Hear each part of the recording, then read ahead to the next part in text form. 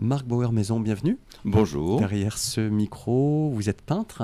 C'est exact, oui. Oui, vous exposez vos tableaux aux côtés des peintures et sculptures de Corinne Vue, salle Yvain au premier étage de la salle de la Halle Amarée au port de la Houle à Cancale, dans le cadre des estivales de la Halle Amarée. Ça se passe jusqu'au 11 juillet. Je précise que l'entrée est libre, c'est visible tous les jours de 14 h à 19 h. Très bien, Alors on va merci. faire connaissance un petit peu avec vous, Marc Oui. Bauer-Maison. Comment est-ce que vous avez commencé à travailler au départ ?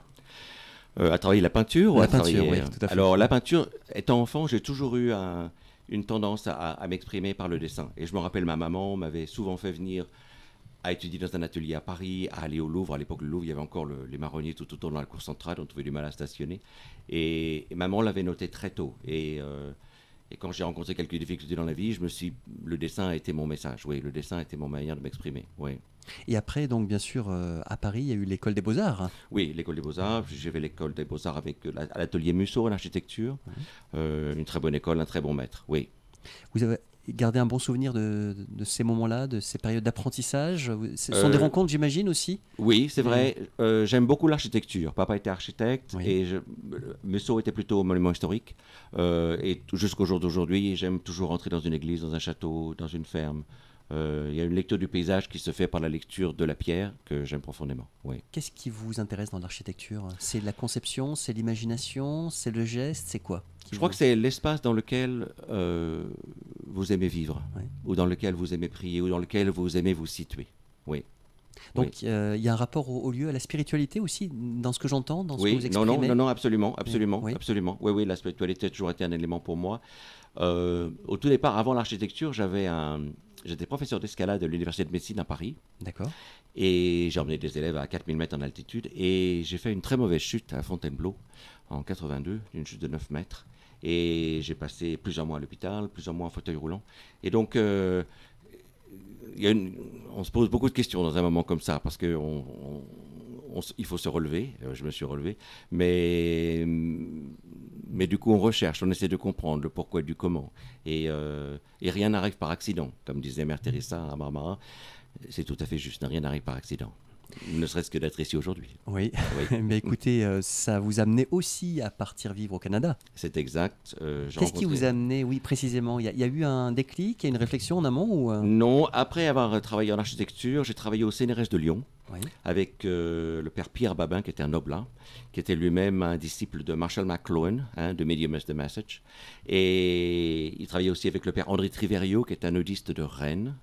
Et Barbara était là cette année-là, en tant que, justement, pour s'occuper des temps plus priants, des temps plus... sur sa formation étant en théologie. Et l'un ayant mené l'autre, nous nous sommes retrouvés tous les deux au Canada. Oui, et j'y habite maintenant depuis 35 ans. Oui. Vous y plaisez ? C'est un pays qui n'est pas... Il a beaucoup séduit. La plupart de ceux qui sont partis avec moi en sont revenus. C'est quoi ? C'est le manque de la France, de la gastronomie, de la culture ? C'est quoi ? Non, la famille ? j'ai été interdit de travailler pendant près de 30 ans, ce qui est le cas pour beaucoup d'émigrants. Et donc c'est aussi pour ça que je suis revenu au dessin, parce que il fallait aussi que je trouve un sens à ce que je faisais. Interdit de travail pendant 30 ans ? Oui, parce que les diplômes ne sont pas reconnus. Donc du coup, ils demandent à ce que, techniquement, que vous repassiez à l'université. Mais j'en avais pas les moyens. Les frais universitaires sont énormes. C'est cher là-bas ? Oui, c'est très onéreux. Et donc vous vivez en Ontario, dans le sud-ouest de l'Ontario, oui, à 2 heures des chutes du Niagara. Et est-ce que ça vous inspire, cet environnement que vous avez autour de vous, en tant qu'artiste, en tant que créateur ? Alors c'est un pays tout plat. Ça inspire peu. Par contre, on est dans la région des Grands Lacs, donc le lac Huron. Le lac Huron, il fait 450 km de long par 130 de large. Donc c'est une mer intérieure, avec des vagues qui vont jusqu'à 3 mètres, voire 10 mètres. Donc, alors par contre, il est à fond plat, c'est pas la mer. Donc ça, c'est très beau, oui. Vous avez rencontré des Amérindiens là-bas ? Oui, j'ai rencontré des Amérindiens. J'ai même... Nation première, comme on dit ? Oui. Alors, ils sont dans une situation qui est très compliquée. Il y a beaucoup de communautés qui sont très différentes. Pas nécessairement en collaboration les unes avec les autres. J'ai aussi travaillé avec l'Arche, je vous l'ai dit brièvement auparavant. Et nous avions une Amérindienne dans la communauté. Et donc, Non, non, c'est exact, oui. D'accord. Oui. Alors on va parler effectivement de votre travail, Marc Boyer-Maison. Je l'indiquais en début d'entretien, vous vous exposez à Cancale dans le cadre des Estivales de la Halle à Marée. Alors d'ailleurs, c'est une exposition croisée. Oui. Corinne Vue, donc une interview qui a été réalisée aussi, que les auditrices et les auditeurs peuvent entendre. Elle a parlé aussi de cette joie justement d'exposer avec vous. Parce que vous avez aussi un maître, entre guillemets, en mais commun. c'est pas un maître, entre guillemets, c'est un vrai maître. Carrément. Oui. Allons-y. Alain Bonnefoy, c'est quand même un maître de l'école de Paris, un homme d'un certain âge aujourd'hui, mais qui a une très très belle main. Il a un travail sur la ligne. Et en fait, c'est drôle parce que, oui, on a eu le même maître, elle l'a eu bien des années avant moi, mais on s'est retrouvé à cette exposition, nous avons mis mes dessins sur les murs et ses sculptures en face. Et en fait, dans ces sculptures, elle a dessiné plusieurs mouvements de corps humain, féminin, et en fait, ces lignes se retrouvaient exactement dans celles d'Alain et les miennes. Donc, il y avait un peu un honneur à Alain qui est tout à fait juste et droit, oui. Alors, on va parler effectivement de ce que l'on peut voir à Cancale actuellement. Combien d'œuvres exposez-vous J'en ai 35, je crois. Donc c'est une belle collection. Oui. Et vous pouvez nous décrire un petit peu, parce que je le dis pour les auditrices et les auditeurs, je n'ai pas encore eu la possibilité de voir votre travail. Je vais venir, bien entendu, jusqu'en juillet pour le faire. Mais voilà, décrivez-nous un petit peu, quelle est la scénographie, qu'est-ce que vous avez voulu montrer et comment s'organise précisément cette exposition? Alors, l'entrée de l'exposition... Avec toute la matière qu'il y a. Oui. Au début, sur le côté gauche, en entrant, on ouvre sur des couleurs rouges, des coquelicots, des radis, des choses toutes simples. 3 fraises, vraiment dans le style japonais. Et puis après ça, on s'ouvre lentement vers le bleu, la flore. Et puis les statues de Corinne sont au milieu avec quelques nus, quelque chose comme ça. Et puis après ça, on clôt cette première salle par des poissons qui sont très librement sur un mur pour entrer dans la seconde qui est l'espace plus ouvert et qui mène justement sur le cercle, le fameux cercle Enso qui est utilisé dans la spiritualité bouddhiste. Et puis de noir et blanc pour finir dans la dernière salle sur des vagues. Des grandes vagues en bleu et en noir et de l'autre côté le nu féminin. Avec un travail de Corinne et de moi, oui. Ok. Donc la nature est présente? Oui, très présente, oui. Est-ce que vous travaillez avec motif sur photo ou en situation? Qu'est-ce qui vous inspire en fait? Le geste, qu'est-ce qui vous l'inspire? Alors, tout peindre des soumiers tel que je fais, il faut peindre à l'intérieur. C'est un papier qui est très léger, qui s'envole. On peint sur un... C'est du papier de riz? Oui, le papier de riz et de mûrier. De mûrier, ok. Mais les sujets, ça dépend des moments. C'est vrai que j'ai beaucoup cherché depuis Alain. J'ai travaillé la ligne dans la mer, dans la vague, dans la flore. C'est vrai que je me demande ce qui m'appelle, quelle est la prochaine étape. Je ne sais pas, oui. Et vous vous laissez porter justement par l'impulsion du moment. Et puis je me laisse un peu attendre. L'important de voir une exposition comme ça, c'est de voir aussi comment les gens répondent à ce médium. Il y en a qui sont interpellés. J'avais deux jours, il y a 2 jours, il y avait des gens qui étaient de Nouvelle-Zélande, qui étaient très touchés par 2 dessins, une vague et des coquelicots, donc très opposés. Vous êtes anglophone, donc vous avez pu oui, c'est exact. un peu. Je suis anglophone et je peux parler dans pratique. les 2 langues. Oui, c'est assez pratique, oui. Mais puis il y a beaucoup l'anglais qui passe également. Donc, mais d'accueillir les gens dans leur langue, c'est important aussi. Oui. Absolument. Oui. Et vous aimez d'ailleurs, Marc Boyer-Maison, ce contact avec le public? C'est important pour vous? C'est important pour moi, parce que quand je travaille seul. En atelier, comme Corinne, on est seul. Donc, de pouvoir rencontrer les gens. Et puis, ils ont une différente lecture de nos travaux. Sur le delphinium bleu que j'aime beaucoup, les gens l'ont lu comme des papillons. Donc en fait, mais ces papillons leur appartiennent, c'est pas moi de leur enlever. Mais la lecture, comme c'est un dessin qui est très pur, très simple, quelquefois on a du mal à le lire d'emblée. Donc la ligne leur appartient. Après, c'est ce qu'elle évoque en eux. Oui. Est-ce qu'on peut penser au haïku aussi en parcourant votre exposition? Oui, on peut penser au haïku, c'est exact. Dans l'esprit. Oui. Épuré. C'est ça, très épuré, très. Ça paraît très simple, mais en fait, plus c'est simple, plus c'est difficile. Un petit peu comme le haïku. Il y a une fausse naïveté qui a tendance à croire qu'on a le contrôle de tout. Alors qu'en fait, la simplicité définit une profondeur qui est quelquefois très difficile à atteindre. Oui. Est-ce que vous travaillez dans un état un petit peu de méditation, de prière, Marc Boyer-Maison? Est-ce que ce qui guide votre geste, cette intériorité, c'est important ou... J'essaie d'être moi. Oui. J'essaie d'être à l'écoute. Vous êtes centré en vous-même alors? Oui, j'essaie d'être... Si on n'est pas bien, si on est dans le désordre, dans sa tête, dans son âme, le trait se casse, le trait perd de sa... Or moi, je n'ai que la ligne, je n'ai que le trait, je n'ai que le pinceau. Donc, et puis je n'ai pas le droit de faire une marque au crayon avant, le papier ne l'autorise pas. À la limite, quelques marques à l'eau, mais dès que l'encre touche l'eau, elle s'évade. Donc, il faut aussi contrôler ça. Donc, non, il faut être le plus disponible possible. Est-ce que vous vous intéressez au symbolisme? Parce qu'on parle de courbe avec l'exposition de Corinne Vue, du corps féminin. Vous, c'est la ligne. Oui. Non, les symboles ont beaucoup d'importance. Oui, c'est exact. Oui. Et alors, ce fameux cercle que vous évoquiez tout à l'heure, pouvez-vous nous en dire quelques mots? En quoi est-ce qu'il est important pour vous et en termes artistiques notamment? Eh ben, dans la tradition chrétienne, le symbole du cercle, c'est d'éternité en éternité, Dieu est un.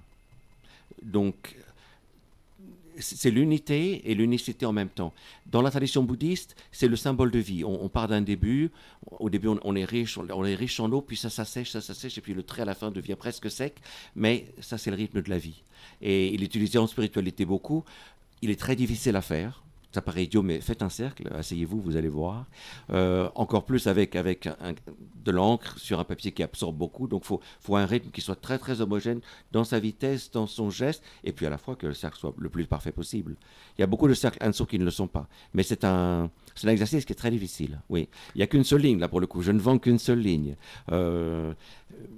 C'est one shot, comme on dit? Sorry? C'est one shot, c'est-à-dire... One shot, yeah, it's one straight line, but it's very hard line. Oui, c'est une seule ligne, oui. Et ça demande beaucoup d'attention, j'imagine, oui. effectivement, dans le geste. On en fait beaucoup pour J'ai vu une petite vidéo en préparant l'entretien. D'accord. Je vous ai vu travailler comme ça avec un geste que vous faites comme ça pour vous peigner donc sur des assiettes ou sur des... Ah, c'est exact, c'est exact. Alors... des fleurs, la couleur, j'ai peint pour une association qui donne un service alimentaire, surtout aux jeunes femmes qui sont enceintes et précaires, en situation précaire. Là-bas au Canada? Là-bas au Canada, dans le sud-est de l'Ontario. Donc, c'est vrai que tous les ans, je participe à ce fundraising, comme on dit en anglais, cette collecte de fonds. Et je peins pour eux soit un service d'assiette, soit... et je suis heureux que vous ayez vu cette vidéo, elle est pas... Mais le travail, c'était un jeune vidéographeur qui a filmé, et j'ai trouvé que ces prises de vue sur la main et le geste étaient très beaux. Oui. On est avec vous effectivement dans ce processus de création. Oui. Alors le soumi, l'encre soumi, donc ça c'est de l'encre de Chine. Alors le soumi S-U-M-I, c'est le papier pur et simple. Oui, c'est le papier. Le soumi, trait d'union E, le soumi E, c'est quand le papier a été conquis, il était fini. C'est un exercice de calligraphie. Tous mes dessins tombent en calligraphie en Asie, au Japon et en Chine. Ils sont toujours présentés sous calligraphie, que ce soit une fleur, une vague ou un corps féminin. Donc le soumi-e, c'est quand le travail est fini, il est achevé. D'accord. Je ne présente que des soumi-e. J'ai du papier blanc si vous voulez. Mais... La lettre est importante effectivement parce que ça fait la différence dans le processus de création. Le tampon rouge. Oui, le sceau. Le sceau, voilà. Oui. Il est important. Qu'est-ce qu'il dit en fait? Alors le sceau, il a plusieurs sens. On peut dans mon cas à moi, c'est le nom. Oui. Bauer maison, donc Bauer c'est la ferme en anglais, en allemand pardon, et puis maison, évidemment une maison en français. C'est un nom d'artiste ou c'est votre véritable patronyme? Non, de naissance je suis Marc Maison, mais par mariage avec Barbara Bauer, on a voulu lier les deux noms, comme les noms étaient assez petits, on s'est dit que ça avait un sens. Pour un architecte, oui, c'était ça s'applique. Et puis en plus, nous avons adopté 3 filles de l'Asie, et ma femme est décédée très tôt, mais des années plus tard, mes enfants m'ont dit « Mais Marc, quelque part, ton travail à toi, d'être retourné exposé en Asie, retourné en Chine, tout nous a ramené dans notre culture à nous. Quelque part, quand on adopte un enfant d'un pays, quelque part, on promet de l'éduquer dans sa culture, qui est au moins une connaissance, une awareness, comme on veut dire en anglais. Et le fait que, en arrivant au Japon et en Chine, mes filles se sont retrouvées quelque part en territoire qui était connu. Bien, oui, c'était ma main, mais la technique reste totalement asiatique, et puis le contexte reste nord-américain. J'habite dans le sud-ouest de l'Ontario, oui, naturellement, oui. Alors effectivement, vous avez exposé bien sûr en France, au Grand Palais, oui. Aux États-Unis, oui, notamment à Londres. Oui. Londres, pas encore. C'est bientôt? C'est prévu? Pas encore. Ah d'accord, j'ai anticipé. Au Canada, bien sûr, là où Canada, bien sûr. Et en Chine et au Japon, est-ce que ça c'est vrai, ça? Oui, d'accord. Plusieurs fois, oui. Et quelle réception ont eu vos œuvres? Alors, comment vous au avez Japon, perçu? Alors d'abord, il faut savoir que la calligraphie, donc c'est le dessin de ces organigrammes chinois. Le Japon n'en avait pas dans sa culture. Donc c'est un fait rarissime dans l'histoire. Il l'a importé au Xe, XIe siècle. Donc l'écriture japonaise est la même que l'écriture chinoise dans sa racine. Et donc elle se recoupe là. Oui. Donc quand on expose en calligraphie au Japon, au plus haut niveau, on doit revenir en Chine parce que c'est la maison mère. Pour le Japon en soi, j'ai gagné un premier prix il y a 4-5 ans sur les grands lacs gelés. C'était un dessin simplement avec un grand blanc dans le bas, une fracture dans la glace et puis le ciel bleu. Et j'avais été très touché parce qu'on se bat quand même sur une population de gens qui font du sommier avec plus de 2 milliards d'habitants, donc c'est pas négligeable, quoi.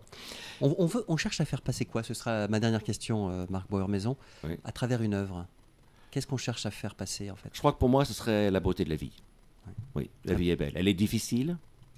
Elle n'est pas facile. On a tous rencontré les épreuves, on va tous les rencontrer. Soyons pas aveugles. Mais au final, elle est belle. Eh bien, ce sera le mot de la fin. Merci beaucoup, Marc Boermaison, d'être venu aujourd'hui dans le 11-12. Je rappelle votre exposition à voir jusqu'au 11 juillet dans le cadre des Estivales de la Halle à Marée, entrée gratuite de 14h à 19h. Vous êtes présent sur place? Oui, je serai présent sur place et quand je ne serai pas là, Corinne me remplacera. Eh bien, je vous souhaite une belle exposition et bon contact avec le public. Au revoir. Au revoir. Merci.